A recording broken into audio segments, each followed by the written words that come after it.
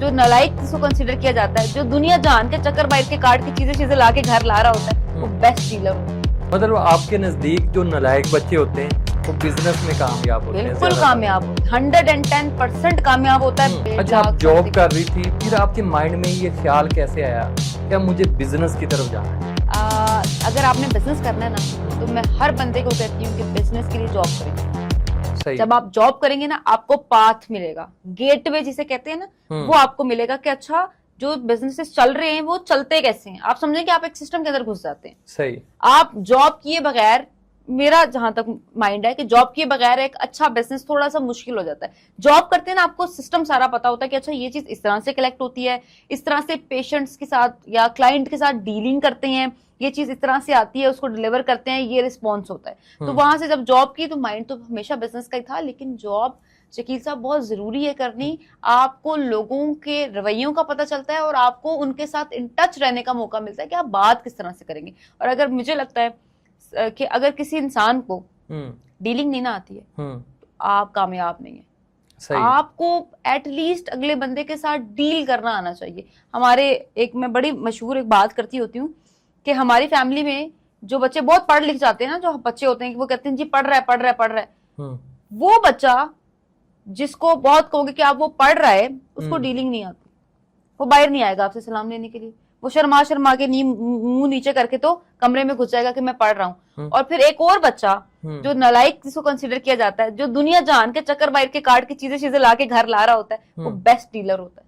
सही। लेकिन study wise उसको नालायक कंसिडर किया जाता है कि इसको कुछ नहीं आता। और वैसे प्रैक्टिकली वो सबसे आगे होता है बच्चा। उसको जिस मर्जी से बात कराए वो बड़ी मर्जी से बातें करेगा। मतलब आपके नजदीक जो नालायक बच्चे होते हैं वो बिजनेस में कामयाब होते हैं? बिल्कुल कामयाब होते हैं, 110% कामयाब होता है। बिजनेस थ्योरी का नाम ही नहीं है। सही। बिजनेस प्रैक्टिकल नाम है। जो बंदा प्रैक्टिकली डेवलप है वो बड़ा अच्छा बिजनेस करेगा। उसके लिए आपको डिग्री जरूरत नहीं है। फिर एक और चीज मैं आपको बड़ा क्लियर करती जाऊं कि लोग कहते हैं कि चलें ठीक है, फिर इसलिए डिग्री की जरूरत नहीं है यानी कि बिजनेस करने के लिए। कुछ बिजनेस में सर्टन पॉइंट्स ऐसे आते हैं जो पढ़े लिखे बंदे होते हैं उनको पता चल रहा होता है कि नहीं यार ये चीज इस तरह से लेके चलनी है। फॉर एग्जाम्पल मैं आपको बताती हूँ, हमने हेयर ऑयल निकाला। अब पढ़े लिखी टीम थी, पढ़े लिखे बंदे थे सारे के सारे। हमें ये पता था कि हमने जो बोतल देनी है वो फूड ग्रेडेड देनी है। और क्यों देनी है फूड ग्रेडेड बोतल, क्या उसके यूजेस होते हैं, क्या इस्तेमाल होता है, इंपॉर्टेंट क्यों होती है। मैंने बहुत से लोग देखे हैं फूड ग्रेडेड बोतल इस्तेमाल नहीं करते, नॉर्मल करते हैं। दे डोंट नो कि उसके साइड इफेक्ट्स कितने ज्यादा होते हैं। तो वही बता रही हूँ कि जो बंदा पढ़ा लिखा होता है ना, वो ना थोड़ा बहुत ज्यादा एहतियात करने लग जाता है हर चीज के ऊपर कि अच्छी चीज, अच्छा स्टील इस्तेमाल करना है, किस तरह से लोगों को जब लोग लगाएंगे तो उनको क्या क्या फेस करना पड़ सकता है। और जो बंदा सिर्फ बिजनेस में जाता है कि सिर्फ और सिर्फ बस देखा, लगाया और दे दिया, वो फिर कामयाबी के थोड़े से चांसेस कम हो जाते हैं। अच्छा, आप जॉब करती थी, 40,000 कमाती थी, सैलरी थी।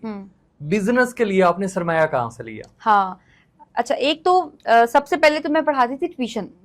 दो ट्यूशन से मुझे आते थे 15,000 रुपया, और पहले वही करती थी। ठीक है। अच्छा, वो 15,000 जमा किए तो कमेटी डाली एक। जब कमेटी डाली तो वो मेरे ख्याल से कमेटी निकली थी 4 लाख की। बड़े खुश हुई थी मैं। अच्छा। तो वो जब पैसे आए तो 1.5 लाख रुपया उसमें से जो है वो इन्वेस्ट किया था। बाबा के साथ गई, कुछ मशीनरी प्रिंटिंग जो प्रिंटर्स होते हैं वो बाय किए।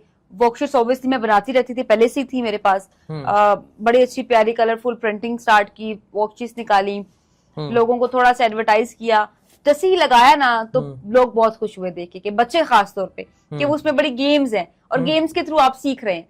अच्छा, तो वहां से एक आइडिया मेरा बड़ा हिट हुआ। अल्लाह ताला का इतना शुक्र है कि मुझे पेरेंट्स ने इतनी दुआएं दी। मुझे अब लगता है कि एक तो माँ बाप की दुआ होती है, एक पूरे पाकिस्तान की दुआ होती है। उस दुआ से मेरा वो बिजनेस इतना हिट गया शकील साहब के इस टाइम पूरे गल्फ में हम वर्कशीट्स प्रोवाइड करते हैं। अच्छा, जबरदस्त। सऊदिया, दुबई, कतर, इस टाइम पे हमारी इतनी वर्कशीट जाती है और वहां पे इतनी पसंद की जाती है कि ये बुक से अच्छा कॉन्सेप्ट है कि आप हमारे जो बच्चे डिज्नीलैंड वाले बच्चे, आप उनको कलरफुल लेकर चले। बड़ा हिट हुआ। फिर उसके बाद जो दूसरा बिजनेस था ये तो अभी स्टार्ट हुआ है अराउंड